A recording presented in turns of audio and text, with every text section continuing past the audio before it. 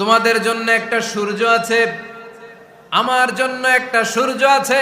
তোমাদের সূর্য আমার সূর্যের মতো নয়, আমার সূর্যটাও তোমাদের সূর্যের মতো নয়। তোমাদের সূর্যটা প্রতিদিন সকালবেলা পূব আকাশে উদিত হয়ে গোটা বিশ্বটারে আলোকিত করে ফেলে, কিন্তু আমার সূর্যটা সকালবেলা উদিত হয় না। আল্লাহু আলাইহি ওয়াসাল্লাম তিনি মানুষ ছিলেন, তবে সাধারণ মানুষ নন, অসাধারণ মানুষ। নবী ছিলেন, যেন তেন নবী নন, মহানবী, মানব কিন্তু মহামানব, ঠিক কিনা? এজন্য কোরআন আমাদেরকে জানিয়ে দেয়, কুল ইন্নামা আনা বাশারুম মিসলুকুম ইউহা ইলাইয়া আন্নামা ইলাহুকুম ইলাহুন ওয়াহিদ। ও নবী, আমি তোমাদের মতোই মানুষ, কিন্তু আমার কাছে ওহী আসে, তোমাদের কাছে আসে না, ঠিক কিনা? মানুষ কোন সেন্সে? মানুষ এই সেন্সে তিনি মানুষ যে আমরা দুনিয়াতে মা বাবার মাধ্যমে আসি, তিনিও এসেছেন।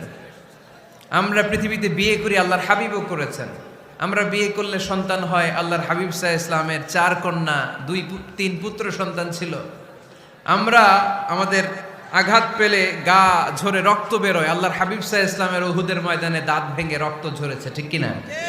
এই সেন্সে তিনি মানুষ, কিন্তু সাধারণ মানুষ নন, তিনি অসাধারণ মানুষ, অসাধারণ, আনপ্যারালাল, ইউনিক, ফ্যান্টাস্টিক। আল্লাহর হাবিবের সাথে কারো তুলনা চলে না। আল্লাহর হাবিব সাল্লাল্লাহু আলাইহি ওয়াসাল্লাম বলেন, আল্লাহ তাআলা গোটা বিশ্বের সবাইকে তৈরি করে 2 ভাগ করলেন। কয় ভাগ? 1 ভাগ জান্নাতি, 1 ভাগ জাহান্নামী। আমাকে আল্লাহ তাআলা জান্নাতীদের মধ্যে প্রেরণ করলেন। এই জান্নাতীদেরকে আল্লাহ অনেক শহরে বিভাজন করে পৃথিবীতে পাঠালেন, আমাকে আল্লাহ তাআলা মক্কা শহরে পাঠালেন।